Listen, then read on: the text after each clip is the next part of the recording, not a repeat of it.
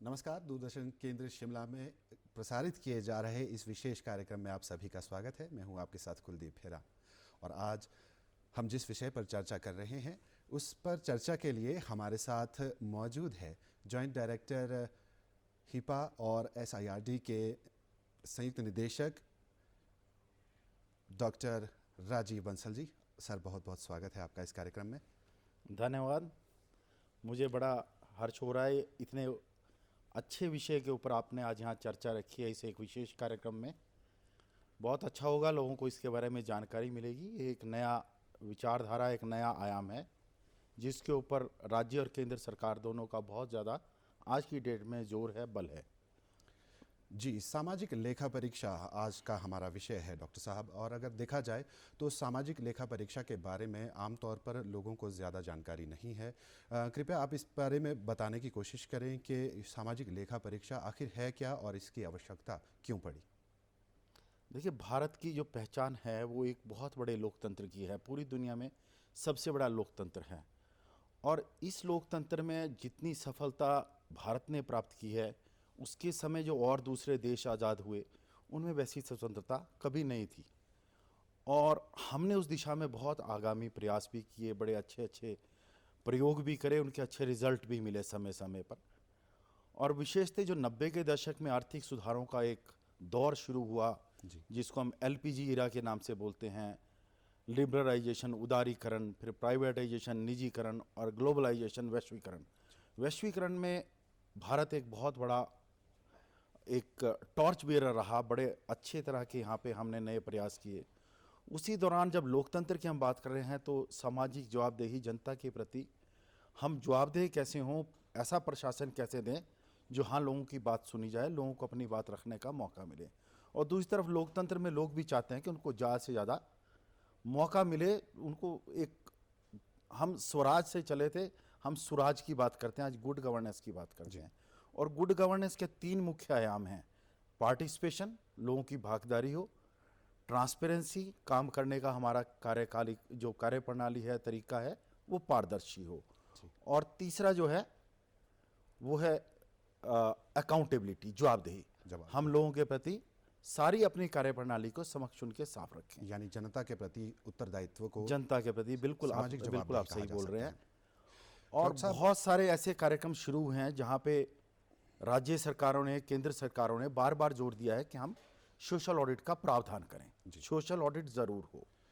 Social audit doctor साहब, यानी कि जिसे सामाजिक लेखा परीक्षा भी कह रहे हैं या फिर सामाजिक आप जो है अंकेक्षण भी कह सकते हैं, इसकी जो भूमिका है पंचायती स्तर हो या फिर राज्य स्तर हो या फिर अंतर्राष्ट्रीय स्तर हो, इसे हर संदर्भ में जोड़कर आजकल देखा जाता है, चाहे वो प्राइवेट और निजी जो हमारी संस्थाएं हैं या फिर सरकारी जो डिपार्टमेंट्स हैं, सभी में। तो ये जो सोशल ऑडिट शब्द है, ये किस तरह से फाइनेंशियल ऑडिट या फिर यूँ कहे कि दूसरे जो ऑडिट्स होते हैं तमाम प्रकार के, उनसे भिन्न है और इसकी क्या उपयोगिता है सर? देखिए, सोशल ऑडिट एक बिल्कुल नई धारणा है। 20वीं सदी के में लगभग 1950 के करीब में टिस्को ने पहली बार इंडिया में एक सोशल ऑडिट किया था।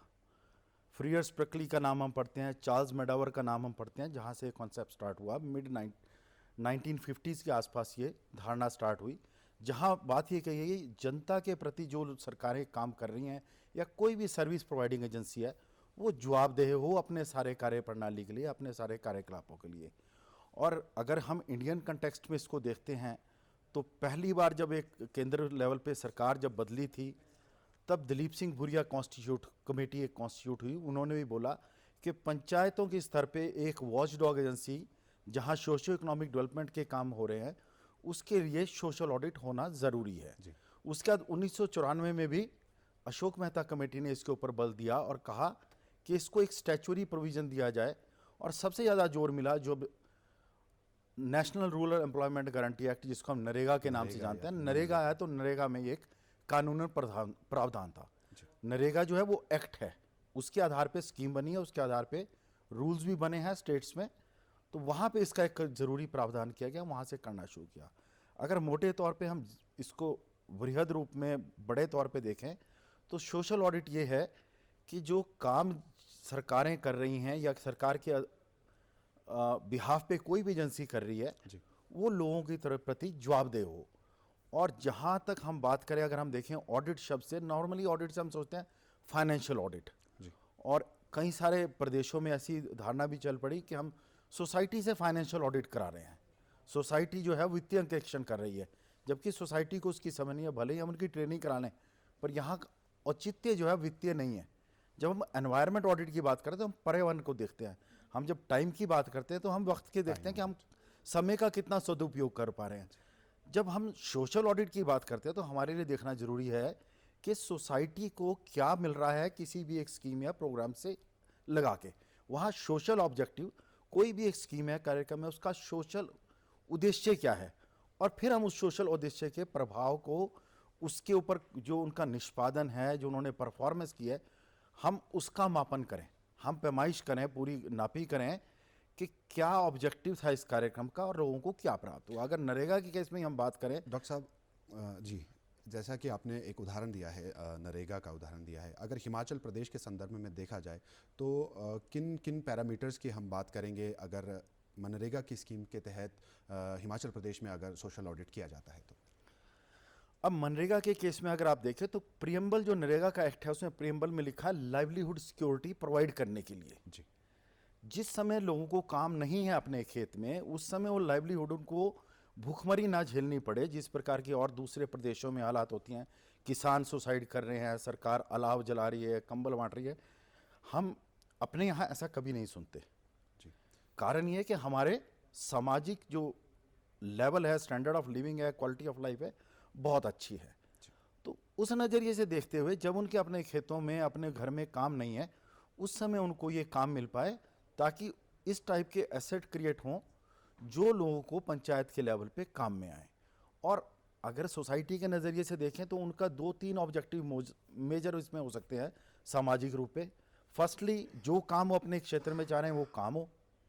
दूसरा, उनको उनका पैसा समय पे मिले। तीसरा, उनको काम करने का मौका लगे। अगर इन 3 ब्रॉडर एस्पेक्ट्स को हम देख के सोशल ऑडिट को देखें तो जाहिर तौर पे हमें इसी चीज़ की परफॉर्मेंस और इसका इम्पैक्ट देखना है। वित्तीय डायमेंशन इसमें आ सकती है, वो इसलिए आ सकती है कि अगर हमें लग रहा है कहीं कमियां हैं, ग्राउंड पे काम नहीं है, काम नहीं मिल रहा है, तब हम देखेंगे इसमें कितना खर्चा हुआ है। जैसे हम बच्चे को स्कूल में भेजते हैं तो हम रोज बच्चे को पूछते हैं, बेटा क्या पढ़ के आया, क्या पढ़ाया। हम टीचर की सैलरी नहीं देखते, हम टीचर के एब्सेंस पे उस पर लिए जाते हैं कि हमारे बच्चे की पढ़ाई नहीं हो रही। तो सोशल ऑब्जेक्टिव यहाँ ज़्यादा ज़रूरी है। इस कार्यक्रम से सोसाइटी को क्या लाभ हुआ, अगर हम उसके कोई पैरामीटर्स तय करते हैं, उसकी क्वांटिफिकेशन करते हैं, उसके आधार पे देखते हैं इन पैरामीटर्स में हमने तय क्या किया था, उसके ऊपर अचीवमेंट क्या है, तो हमारे को परफॉर्मेंस आ जाएगी। उस परफॉर्मेंस के हिसाब से हम अकाउंटेबिलिटी के लिए जन सुनवाई भी कर सकते हैं, ग्राम सभा की मीटिंग में भी उसको लोगों के सामने रख सकते हैं। ये लोगों का कार्यक्रम लोगों के द्वारा है। सोशल ऑडिट में एक जो सबसे अलग बात है, आपके जितने भी सरकारी ऑडिट हैं, सरकारी ऑडिट में एक सरकार का आदमी आएगा, वो देखेगा रूल्स के हिसाब से काम हुआ है या नहीं हुआ है, जी। पॉलिसी इंप्लीमेंट हुई या नहीं, टेंडरिंग प्रोसेस प्रॉपर हुई नहीं, वो रूल्स और प्रोसीजर को देखेंगे। और जिस सोसाइटी के लिए काम हो रहा है वो सोसाइटी कहीं बीच में है ही नहीं, वो पूरे मिसिंग है। अब सोशल ऑडिट में खासियत यही है कि यहाँ पे स्टेक होल्डर उसका हिस्सा है। सोशल ऑडिट करना ही सोसाइटी के उस स्टेक होल्डर ने है जिसको वो लाभ मिलना था। सो एक ये बड़ा इंपॉर्टेंट टूल है इसमें कि सोसाइटी को मौका मिल रहा है अंदर झांकने का, पारदर्शिता के साथ उसमें हिस्सा लेने का, पार्टिसिपेशन भी है, और अल्टीमेटली इससे जवाबदेही है। दूसरे एंड पे किसी भी एक सर्विस डिलीवरी एजेंसी जो है, उस एजेंसी को भी पता लगता है कि वो लोगों की एक्सपेक्टेशन पे कितना काम कर रहे हैं, उनको क्या बदलाव, क्या सुधार लाने की आवश्यकता है। सूचना का अधिकार भी इसी दिशा में एक कड़ी है। हम सर्विस गारंटी एक्ट की बात करते हैं कि लोगों को जो सर्विस मिले वो टाइम के समय से मिले, उनको हम एक तरह की गारंटी दे रहे हैं, हम उसको सुनिश्चित कर रहे हैं। सुनिश्चित कर तो रहे हैं। इस तरह के आयाम इसमें जुड़ते हैं। जैसा कि आपने कहा कि आप राज्य ग्रामीण विकास संस्थान में कार्यरत हैं पिछले कई वर्षों से, मैं आपसे ये जानना चाहूँगा कि ग्रामीण क्षेत्रों में अधिकतर अमूमन यूँ देखने को मिलता है कि सेल्फ हेल्प ग्रुप हैं या फिर कुछ ऐसे स्वयंसेवी संस्थाएं जिस प्रकार से हैं, उनके लिए बजट इत्यादि का प्रावधान जो है केंद्र सरकार के द्वारा भी किया जाता है, प्रदेश सरकार के द्वारा भी किया जाता है। तो क्या उसमें जो दिया जाने वाला जो बजट है, क्या वो बजट इधर से उधर होने की संभावना रहती है, या आप लेखा परीक्षा के जरिए उस पर पूरा जो है उसका संप्रेक्षण करते हैं? आपकी बात जो है वो एक एक्सटेंडेड डायमेंशन है जो सोशल ऑडिट का मूल उद्देश्य है। जी। अगर सरकार में कहीं भी बदलाव हो रहा है कार्यक्रम का, तो इसके लिए एक निर्धारित मानक है, जी। एक स्तर है, किस लेवल पे अप्रूवल होगा, कौन कॉम्पिटेंट है, उसके आधार से अनुमति लेके करते हैं। और अगर उसमें कहीं पे कोई लगता है फेरबदल है, कहीं उचित नहीं हुआ है, तो उस डायमेंशन को वो जो हितभागी है, जो स्टेक होल्डर है, वो जब सोशल ऑडिट करते हैं वो उसको देख सकते हैं। इसमें बड़ा ज़रूरी हो जाता है कि हम सोशल ऑडिट करते कब हैं। जी। बेसिकली सोशल ऑडिट करने की 4 स्टेजेस हैं। इनिशियली जब हम प्लान कर रहे हैं, हम क्या काम करने वाले हैं, उस काम को हम किस प्रकार अंजाम देंगे, तो प्लानिंग स्टेज पे कर लिया। उसके बाद हम जब काम की फाइनल हमने कोई डीपीआर बना ली या कोई वर्क प्लान बना ली, उस लेवल पे करेंगे, हमने जो काम प्लान किए थे वही काम हो रहे हैं। थर्डली हम उसको जब एग्जीक्यूट कर रहे हैं काम को इम्प्लीमेंटेशन की स्टेज पे, तो हमने जो प्लान किया था, जो प्लान उसके हिसाब से डीपीआर या वर्क प्लान बनाई, वही चीज़ एग्जीक्यूट हो रही है। और लास्ट में 4th लेवल पे आफ्टर एग्जीक्यूशन, जिसको हम इवेल्यूशन ही बोल सकते हैं, हम वहाँ देख रहे हैं कि क्या काम क्वालिटी का हुआ, वही काम हुए, सब कुछ मटेरियल वगैरह सब हिसाब से लगा, और जो लोगों के सामाजिक उद्देश्य थे, काम मिलना था, उनका काम होना था, उनको पैसे मिलने थे, या काम की क्वालिटी की बात है। मैं आपको उदाहरण के तौर पर बता सकता हूँ कि एक पार्टिकुलर डिस्ट्रिक्ट में जब हम कहीं काम कर रहे थे, तो हमने एक देखा, एक कुएं के ऊपर काम किया गया। वो कुआं एक आबादी वाले क्षेत्र में था, तो वो पीने के पानी का कुआं था। उसकी रेनोवेशन के ऊपर एक कोई लाख रुपए के करीब पैसा खर्चा गया।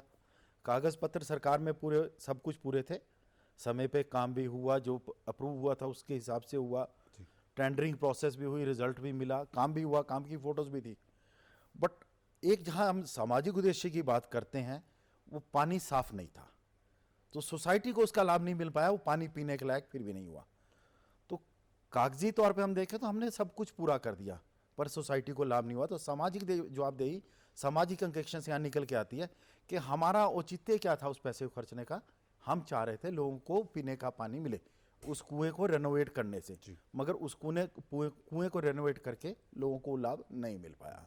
सो यहाँ इशू आता है कि हम एक्चुअली डिलीवर क्या करना चाह रहे हैं, और अगर हम वो डिलीवर कर रहे हैं तो हम बहुत अच्छा काम कर रहे हैं। उसके लिए हिमाचल बड़ा अग्रणी राज्य है।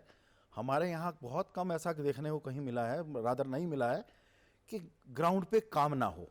यहाँ ग्राउंड पे काम भी है, मैक्सिमम काम की क्वालिटी भी है, क्वांटिटी भी अकॉर्डिंग लगी है। हम इस चीज़ को हाईलाइट करना चाहिए हमारे को। इसमें आवश्यकता क्या है कि हम इन सोशल ऑडिट के से पहले कार्यक्रम के उद्देश्यों को, जो सामाजिक उद्देश्य हैं, उसको तय करें, उसकी क्वांटिफिकेशन करें, फिर उसका देखें हमने यार उसके ऊपर परफॉर्मेंस क्या है, एक मैट्रिक्स बनाएं, उसके आधार पे हम डेवलप करते हैं कि हम फाइनली सोसाइटी को इससे क्या गेन हुआ, परफॉर्मेंस पे क्या प्रभाव पड़ा, और अल्टीमेटली इम्पैक्ट क्या हुआ।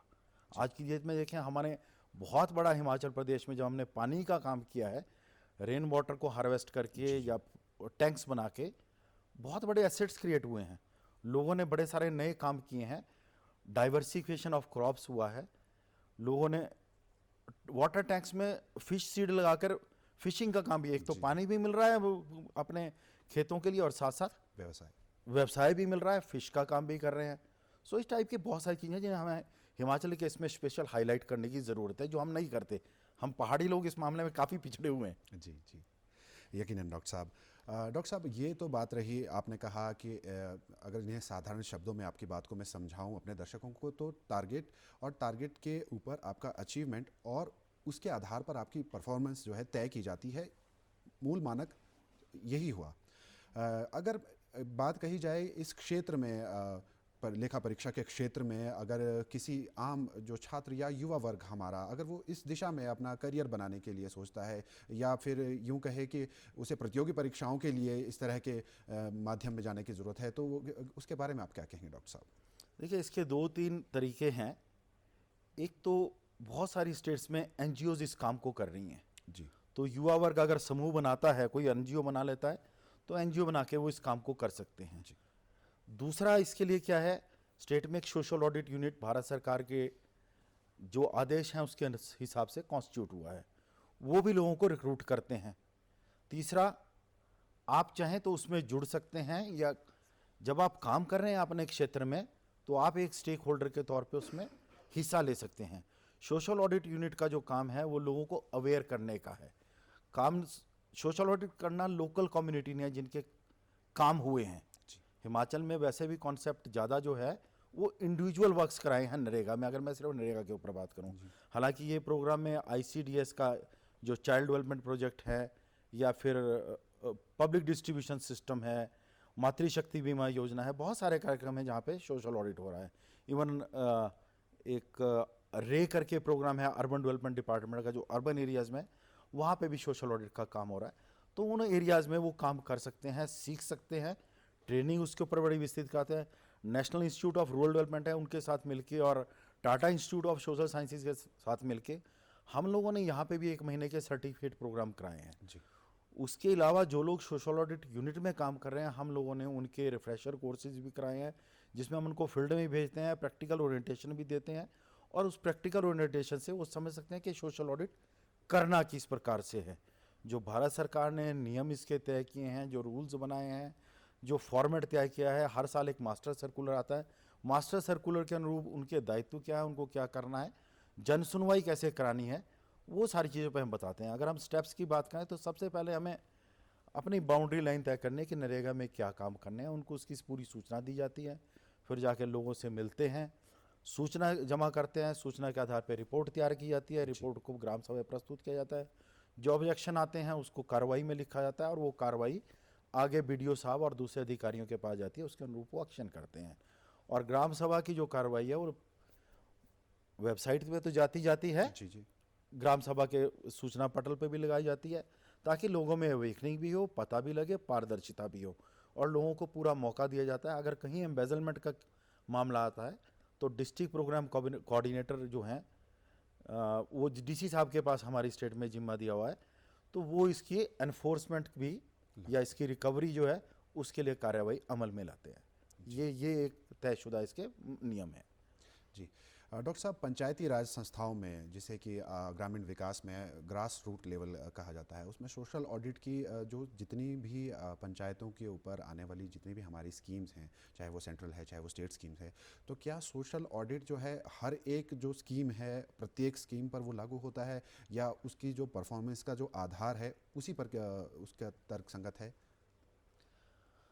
देखिए, जहाँ जहाँ स्कीम में प्रावधान किया गया है सोशल ऑडिट कराने का, जैसे हम नरेगा की बात कर रहे थे, जी। नरेगा के अलावा बड़े समय से वाटरशेड ये काम, जिसको जलागम विकास हम कहते हैं, जलागम। बड़े समय से वो काम होता रहा, उसमें भी सोशल ऑडिट का प्रोविजन है। बट नरेगा में हम ज़्यादा जोर इसलिए देते रहे क्योंकि नरेगा एक कानून है, एक्ट है, और सोशल ऑडिट से जाहिर तौर पे अगर हम फाइनेंशियल ऑडिट के साथ इसका तुलना करें तो हम पाते हैं कि वहाँ पे सिर्फ हमारा प्रोसेस और प्रोसीजर पे है, यहाँ हम रिजल्ट की बात करते हैं। वहाँ कम्युनिटी के लिए कोई रोल नहीं है, यहाँ कम्युनिटी के पास रोल है।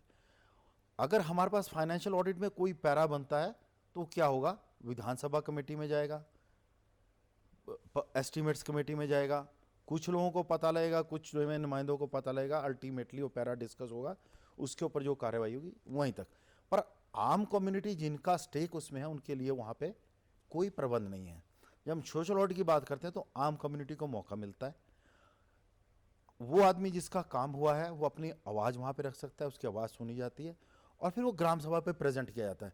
हर व्यक्ति को पता लगता है कि क्या काम किस प्रकार हुआ, और अगर उसमें कहीं पे कोई जांच परख की आवश्यकता है, कोई आपत्ति है, वो रेज की जा सकती है, प्रोसीडिंग में लिखी जाती है। सो एक ट्रांसपेरेंसी का बहुत अच्छा माध्यम है जहाँ लोगों को पार्टिसिपेशन का मौका लगता है।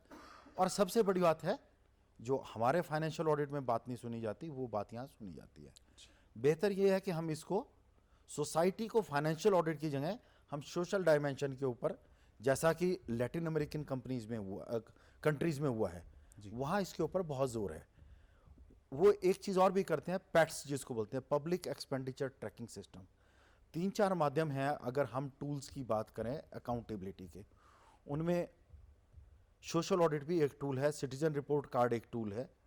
सिटीजन से रिपोर्ट बनाई जाती है, प्रेजेंट की जाती है, कुछ तयशुदा इंडिकेटर्स हैं, उन इंडिकेटर्स को हम फॉलो करके उनके ऊपर ऑब्जर्वेशन लेते हैं, बेसिकली उससे एक रिपोर्ट कार्ड बन जाता है। जैसे बच्चे का हमारे पास स्कूल में हर एक सब्जेक्ट का बन के आता है, निर्धारित मानक है ना, उसमें हम A, B, C+ ग्रेड वो उस तरह से मानक करते हैं। तो उसी तरह से सोशल ऑडिट भी है, पब्लिक एक्सपेंडिचर ट्रैकिंग सिस्टम भी है, कि जब बजट बन गया, इम्प्लीमेंट हो गया, बजट की प्रोसेस में भी लोगों को उरुग्वे जैसी कंट्री, तंजानिया जैसी कंट्री, ऐसी कंट्रीज में इनमें बड़ा भारी चलन है पब्लिक एक्सपेंडिचर ट्रैकिंग सिस्टम के। बजट में हमने तय क्या किया था, काम क्या हुआ, और हमने उस एक्सपेंडिचर को ट्रैक किया, हमने कहाँ खर्चा और क्या उस खर्चने से वो रिजल्ट्स मिले, और वो फिर नेक्स्ट टाइम के बजट फॉर्मुलेशन के टाइम पे उसको इंक्लूड किया जाता है।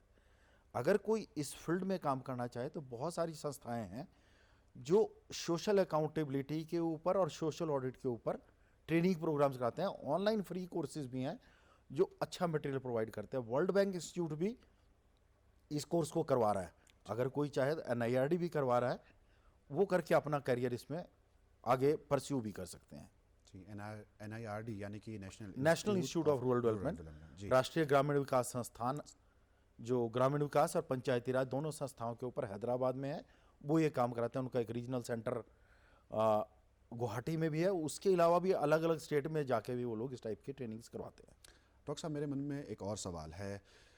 मान लीजिए किसी स्कीम के तहत एक निर्धारित अनुमान लगाया गया, एस्टिमेशन किया गया कि इस प्रोजेक्ट को काम करने में हमें इतना लागत आएगी, लेकिन ऐसा देखा जाता है कि वाकई मान लीजिए कुछ वर्षों में या 2-3 वर्षों में, 5 वर्षों में जब वो काम पूरा हो जाता है तो उसका एस्टिमेशन साइज़ कई बार बहुत अधिक हो जाता है जो कि पहले बताया जाता है।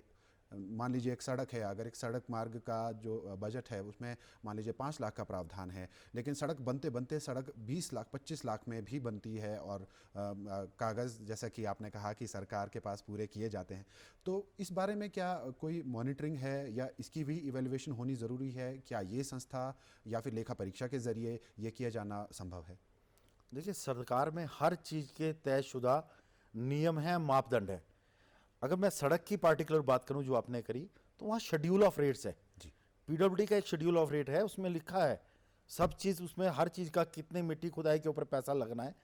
और अगर समय के साथ इन्फ्लेशन बढ़ी है या क्वांटम ऑफ वर्क बढ़ गया, मान लीजिए सड़क बनाए हुए हैं, जैसे आप बोल रहे हैं 20 लाख का था वो 25 लाख हो गया, तो क्या जो हमने तय किया था एस्टीमेट बनाते हुए वही काम का रेट का इन्फ्लेशन है, या वहाँ कोई डंगा गिर गया, एक्स्ट्रा डंगा लगाना पड़ गया, लैंड कटिंग में ज़्यादा काम हो गया, इस टाइप का किसी भी कारण से एस्टिमेशन हुई है तो वो उसमें क्वांटिफिकेशन, उसकी कैलकुलेशन होती है, उसकी मेजरमेंट बुक भरी जाती है।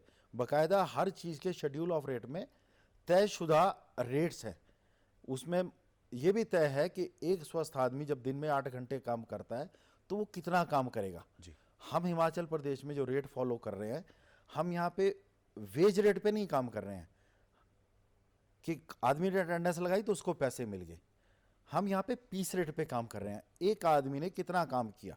जब वो 15 दिन के मास्ट्रोल पे काम के साथ मैच करते हैं, मास्ट्रोल के ऊपर उसकी MB की रिकॉर्डिंग आती है, उनका जो काम है उसकी एस्टिमेशन है, उस सारे के सम टोटल कितने लोगों ने काम किया उससे डिवाइड करके हम उनकी दिहाड़ी निकालते हैं। इट इज़ नॉट नेसेसरी, ये ज़रूरी नहीं है कि लोगों को उतनी ही दिहाड़ी मिले, उस क्वांटिफिकेशन के हिसाब से जितनी दिहाड़ी आती है लोगों को उतनी दिहाड़ी मिलती है। सो हमने अटेंडेंस बेस्ड नहीं रखा हुआ, वेज बेस्ड नहीं है कि गए अटेंडेंस लगाई तो दिहाड़ी मिल गई। दिहाड़ी मिल रही है जितना आपने काम किया उसके आधार पे। और वहाँ जब मापन हम उसका कर रहे हैं, जिसको मापी भी बोलते हैं, राजस्थान वाले लोग अक्सर इसको मापी शब्द इस्तेमाल करते हैं कि आप क्वांटिफिकेशन कैसे कर रहे हैं। सो उस क्वांटिफिकेशन को करते समय हर चीज़ का मापदंड तय है, उस मापदंड के आधार के ऊपर इसकी कैलकुलेशन होती है, उसके हिसाब से दिहाड़ी निकलती है। तो ये संभावना बहुत कम है कि इसमें किसी तरह की कोई गड़बड़ी हो। जी। इसके अलावा मैं आपसे ये जानना चाहूँगा कि ऐसी कोई स्कीम्स है बेसिकली जिन्हें आप हमारे दर्शकों के साथ साझा करना चाहे, जिनका लाभ जो है ग्रामीण विकास, माफ़ कीजिएगा, जिसमें जो है ग्राम पंचायतों के लोग जो है उसका लाभ ले सके और अधिक से अधिक जो है उस पर उसका प्रसार हो सके, आप इस माध्यम से ज़रूर उन तक ये बात पहुँचाएँ। देखिए, जैसा महात्मा गांधी ने कहा कि भारत तो बसता ही गांव में है। जी बिल्कुल। और हिमाचल प्रदेश भी गांव की पहचान वाला राज्य है। 90% के करीब हमारी पॉपुलेशन जो है ग्रामीण पॉपुलेशन है। और उसके ऊपर हमारे लिए गर्व की बात है कि हमारे यहाँ सिर्फ 8% के करीब जो लोग हैं वो गरीब हैं। हमारे यहाँ गरीबी नहीं है, पर लोगों को काम करने का है तो बहुत सारे, अगर उनमें जज्बा है, ज़रूरत है, तो हर एक स्कीम ग्रामीण विकास के लिए, चाहे हम नेशनल हेल्थ मिशन की बात करें, इम्यूनाइजेशन है जी। आप अगर कोविड का टाइम था तो हमारे आंगनवाड़ी वर्कर्स ने कितना अच्छा काम किया, ग्रामीण क्षेत्रों में वो लोगों के घरों तक पहुंचे। Front lines। Active case finding जो ACF हिमाचल का था, वो प्रधानमंत्री मोदी ने भी उसकी तारीफ करी। सराहना। सेल्फ हेल्प ग्रुप हमारे यहाँ इतना अच्छा काम कर रहे हैं, वहाँ पे काम करने की।